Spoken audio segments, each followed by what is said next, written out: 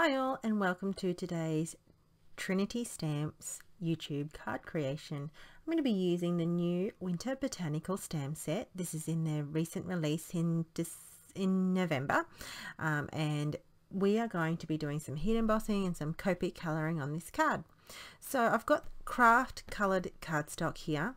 I'm going to be using the Wow sticky ink here as an outline to help guide with my copic colouring.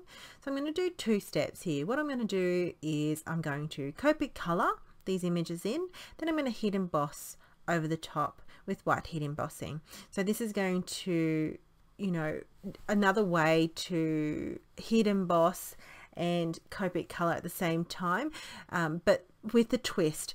What we usually do with colouring and heat embossing is you'd usually heat first, then colour over the top. I'm doing it in reverse today, and the reason why is that when I'm mixing alcohol markers with heat embossing, it can tend to ruin your alcohol markers, the nibs. So I'm just being overly cautious here, and I found this way is best result for my heat embossing, and that way, because I'm using bright white, I'm not going to stain the heat embossing with my alcohol markers. So I've got poinsettias here, and I'm going to copic colour these in two tones of reds, and then I'm going to also colour in the green, the leaves with the green. So what I'm going to do is it's not going to get a perfect blend like you would on copic coloured cardstock, copic friendly cardstock, but I find with a tip to tip technique, or just with a really good blend, you'll be able to get most of that copic blend out of this. So I still got the results I wanted, and plus I'm new to copic colouring, so I'm not really too fussy with the outcome. I was happy with the image at the end of the day. So what I'm going to do is I've kept the stamps on the block the same. I haven't touched it, so therefore I'm just basically inking it up with Wow Embossing ultra slow drying ink. Then I'm going to pour the white embossing powder over the top. Now it's not going to be perfect. If I had used a MISTI tool, then it would be.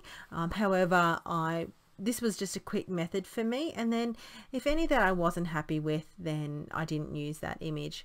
Now it has coordinating dies, this stamp set. However, I really wanted to cut very, very close to the heat embossed image, so therefore I didn't use them. But what I did use the dies for was to cut in craft colored cardstock, and I'm going to basically adhere all these cutouts down just to have like a tone on tone effect on the card, something a little bit different. I haven't done this before, but I really like the effect of using all the dies and then adhering them down with this Nouveau Tonic adhesive here, and therefore giving the card almost like a dry embossed image. However, it's just all raised.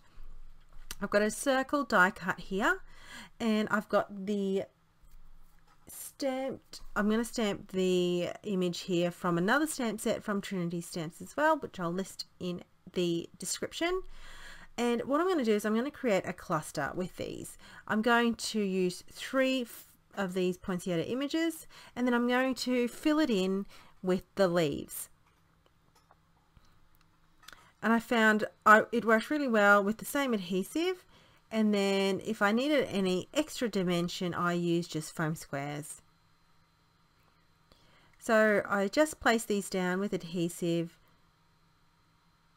I'm going to work around the circle just towards that left hand side, and that's why I stamped my sentiment with VersaFine Onyx Black ink towards the bottom right, just so I can kind of get that cluster of die cuts around here.